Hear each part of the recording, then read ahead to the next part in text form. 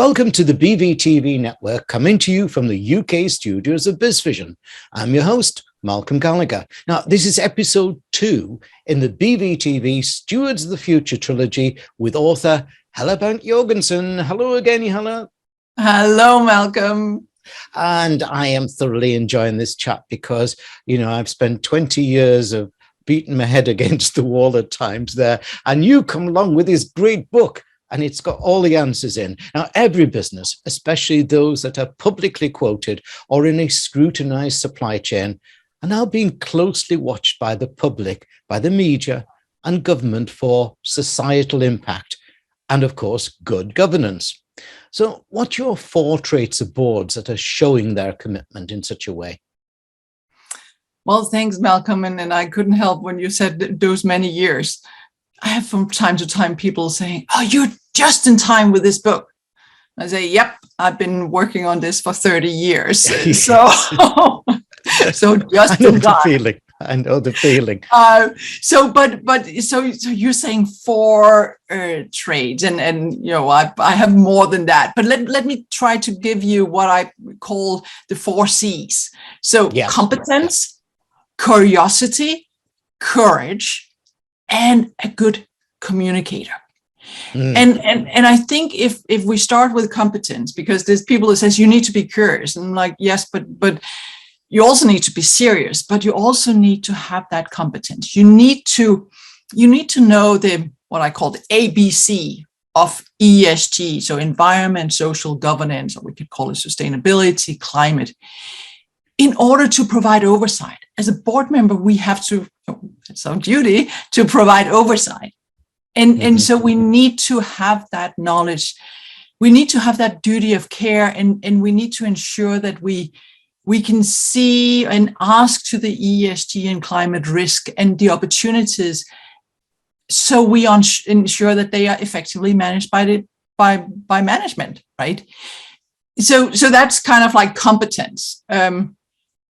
But it's not enough. I mean, whatever we learn today, we need to learn something new tomorrow. This is changing so fast. Yes. So that curiosity, that we need to be able to be curious, we need to learn, we need to adapt to these ever-changing expectations. The board members are saying to me, it was easy way back, right? Now it's 24/7.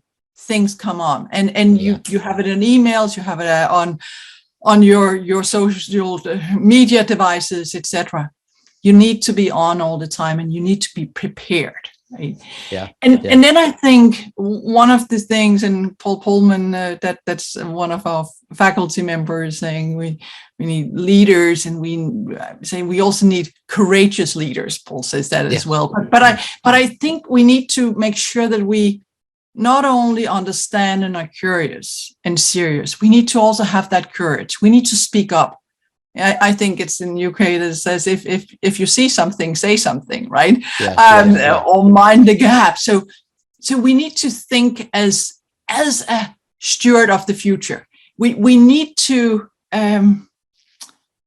think about the company and its people and the resources that we touch.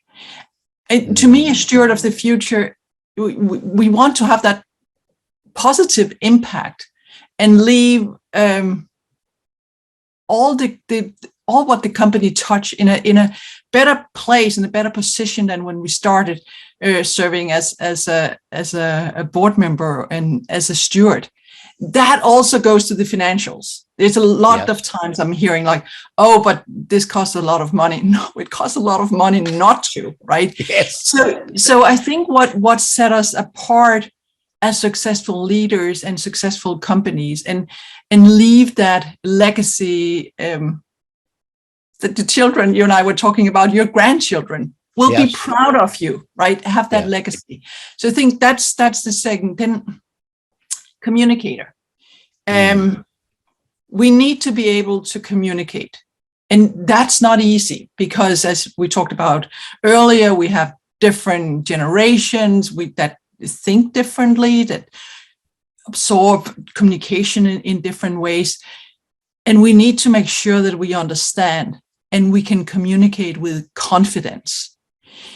not so that you kind of like say, well, I know exactly but that you listen, that you have that curiosity in learning, understanding what kind of communication style is needed, that you have the courage to communicate in a transparent and respectful way, that you have that inclusivity in mind, and really try to understand, have that purpose-driven mindset, have that perhaps also entrepreneurial attitude, that you say, oh, I need to be agile here. What worked, yesterday might not work today, and will probably not work tomorrow.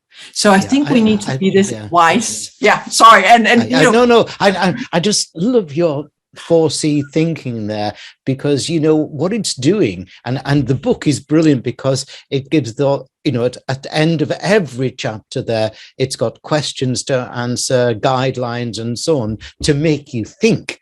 And that's the bit that boards in the past don't do so much. They're there to rubber stamp, should we say, what the CEO's done every board meeting, and not ask the questions, not be curious, as you're saying there. But the new generation of boards have to be curious. They have to be courageous, don't they? Exactly what you're saying with those brilliant 4Cs. Thanks, Helle. Now, let's give viewers and listeners details of your URL, which obviously you can see on the screen behind me, viewers. But for listeners, let me spell it all out for you. It's all the W's, competentboards.com. All the W's, competentboards.com. Now, Helle's book, this one I keep going on about, but it is brilliant. It's called Stewards of the Future, a guide for competent boards, and it's published by Barlow Publishing. I just wish it was around a good few years earlier. Helle, why didn't you write it earlier? In episodes 1 and 2, we've looked at where boards are lacking in managing, as Helle calls them, looming profit-killing issues. In the next episode, I want to flip the problem on its head and discuss with Helle the business opportunities that can arrive from good stewardship. Should we do that, Helle? We do indeed. And yes, you do have, I think it was Chad Holliday, the former chair of Shell, that says, I wish I read this book 20 years earlier. So you're not alone.